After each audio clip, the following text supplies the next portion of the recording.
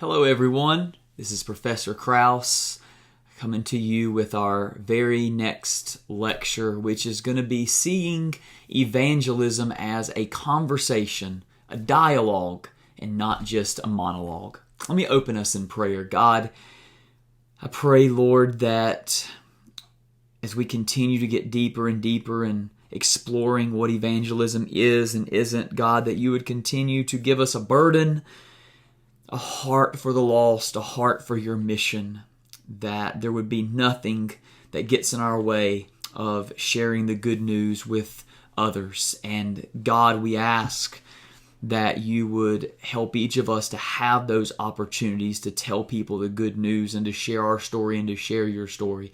I pray for these students. I pray for their families. I pray for their relationships.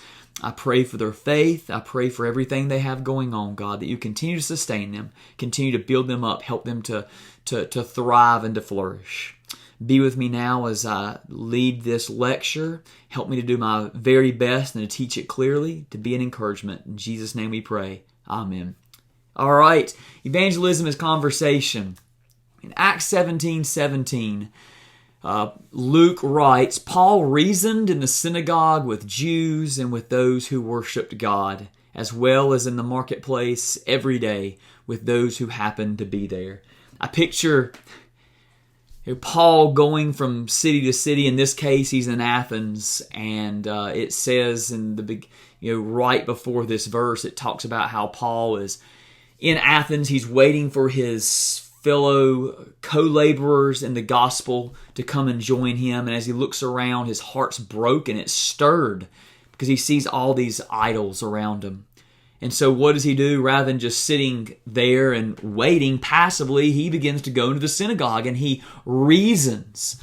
Reasons means he's having a conversation. He's having a dialogue. He's sharing information. He's listening. It's going back and forth. In the same way, I picture Paul going throughout the marketplace, meeting those who maybe they're more a Gentile type people. In the synagogue, probably mostly Jew. In the marketplace, he's meeting those other people of Athens, and he's talking with them and dialoguing with them. Principle number 3, when we think about evangelism and we want to, be active in evangelism without freaking out. Principle 3, gospel conversations are better for everyone. Relationships are built on conversations, not pronouncements. And yet, if you are like me, if you grew up in the church for any length of time and you had anyone trying to encourage you, teach you, model for you how to do evangelism, maybe you had an experience like mine where the primary mode of sharing the gospel was just giving facts or just a monologue. It was me talking and not having a conversation with others. And yet, it's always been true, but especially now, relationships are so important when it comes to evangelism. 30, 40 years ago, you could talk to strangers more easily, especially about things that maybe they don't agree with or believe, but there was, more of a peace and harmony. But now it is much easier and expected that people are going to dismiss you or turn you off as soon as you have something that they don't believe or they don't follow too. So that points us back to the importance of relationships, evangelism inside of relationships, which then causes us to ask the question, well, if evangelism is, typically best done inside of a relationship with someone, how can we do that well? What's next in that relationship? Well, it's conversations, not just pronouncements, not just giving statements of fact and truth, a monologue. Relationship should encourage conversations between multiple parties. True relationships involve more than just you talking. True relationships involve a love for someone else so that you will want to know them, get to know them, listen to them so that that conversation can begin to grow. Conversations versus presentations.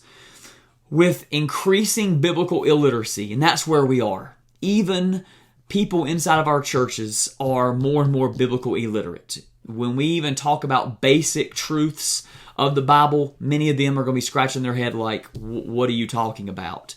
Simply just giving information to them, quoting Scripture, is not always as effective as we might think. Now, there's a caveat there because, of course, our hope is not in our own words, but in Scripture, right? But you could almost think of it as like a pre-evangelism, right? To some people, they don't know Scripture, so you can sometimes quote something and that Scripture is true and it's right, and God will certainly use it. But sometimes that might not be the immediate best thing when we consider that people probably don't even know what we're talking about. Like, we at least, if we're going to have a conversation, we got to be on the same page. And that's the difference between a conversation and presentation. We need to communicate the gospel in ways people can understand. Knowing what they understand involves a conversation, asking questions, listening, talking in such a way that, we're kind of tracking with them, following along to see if, hey, do they really understand what I'm saying? If not, how do I need to pivot to something else? Now, gospel presentations are very important. They're helpful. But gospel presentations sometimes can be leading a person toward faith by taking that person through a list of truth statements about God and His work. As they say on page 40, we desire a genuine conversion, not a person's mere affirmation of the truth claims we have presented. So, for example, if you're like me and you were raised to walk through a booklet with someone, the 4 spiritual laws, or to walk through the Romans road, Romans 3:23, 6:23, Romans 10:13. There's more verses. But if that's the way you were raised, that's how you present the gospel or share the gospel, what can happen sometimes is we're just talking, and we're talking, and we're not even giving the person the opportunity to let us know whether or not they're following along, whether or not they're following along with us. So yes, we got to get the truth out there. We got to tell the truth and help them to understand the God we're talking about, who they are as a sinner, and what God has done for them. But we want more than a person just nodding their head saying, okay, yes. We want someone to accept it, believe, and be changed. There is a chart on page 41, and I want to invite you to pause the lecture and look at that chart really quickly so we can talk about it. All right, now you're back. If you look at that chart on page 41, here are some of the things that jump out to me. Presentation begins with a Christian worldview. Now, of course, immediately that sounds great. The question is, do they hold the same worldview? Are we talking about things they can understand and comprehend? Or are we coming at them from a place that they don't understand? A conversation, though, begins with the other person's worldview. And of course, the authors are not saying that you don't get around to the Christian worldview. They're saying you meet them where they are so that then you can bring them, lead them to the Christian worldview. Presentation can sometimes come across as focusing on salvation as a legal transaction. Like, here are the facts and sign on the dotted line and you'll be saved. Whereas a conversation focuses on salvation as relational.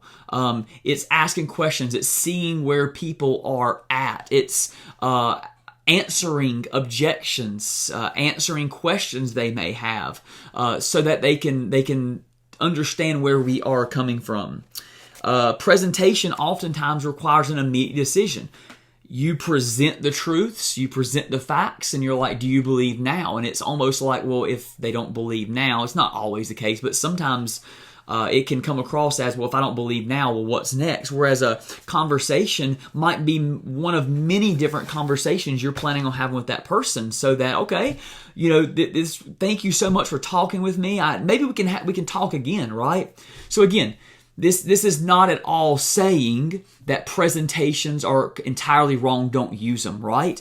The question I would say is, how can we present the gospel as a story, as truths, within a conversation? I think that's where we see the best of both worlds.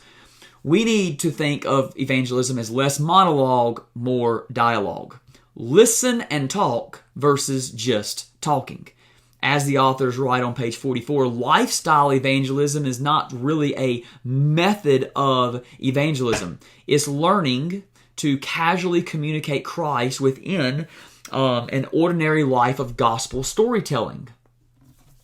What the authors are getting at here is, rather than this thinking of evangelism as something that we force, or something, evangelism as something that is we have to add to our schedule. If we begin to think of evangelism as a lifestyle, it's just who we are, and whenever God opens that door, we have the chance to, we're going to go through it, then what happens is not like, oh my goodness, God has given me an opportunity, I got to present the gospel, and we go into a monologue about this is what you need to believe, this is who you are, this is what God has done, now believe, right? If it's more of a lifestyle evangelism, it's not just a method, but it's who we are. It means that as we talk about life, as we share about our weekend, as we share about the ups and downs of what we're going through with people we come in contact with, right? That's life. Just as whenever I have class, in-person class with y'all, even before we get into the actual lecture and stuff like that, what do I do in person? I ask you how your week's been, what's going on. I'm having a conversation with you. And if we begin to see evangelism as a conversation, then that all of a sudden is like, well, that's not so scary then. If I'm just sharing about my life and trying to learn about theirs with the hopes of connecting their story to God's story, I can do that. Any of us can do that. Relax.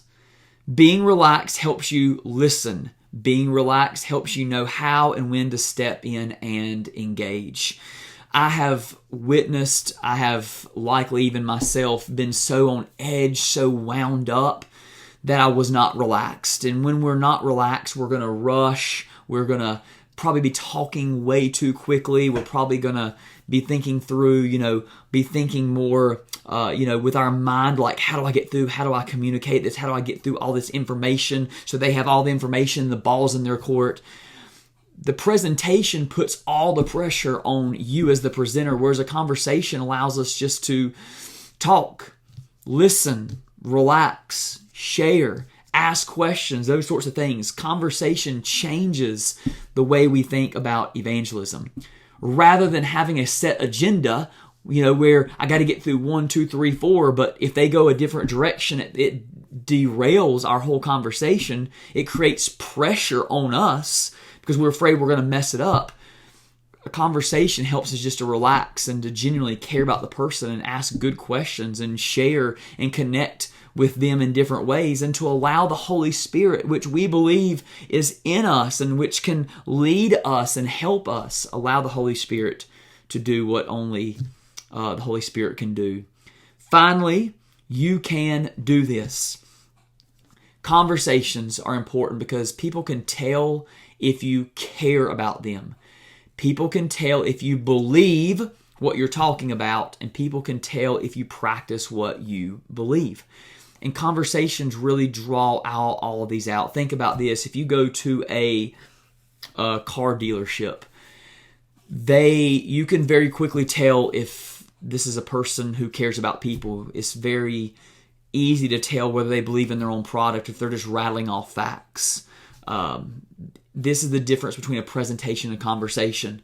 And one of the easiest ways we can really connect with other believers, with non-believers, is through conversations and the things that we've talked about today. Again, as I always say, I really hope this lecture is encouraging. I want all of us to have confidence in the gospel, to trust in God's plan for our lives, to trust in the Holy Spirit's ability to open up opportunities, and to believe that not in our own strength, but in Christ, all of us can be effective, faithful evangelists. God bless. If there's anything I can do for you, please do not hesitate to reach out. Take care.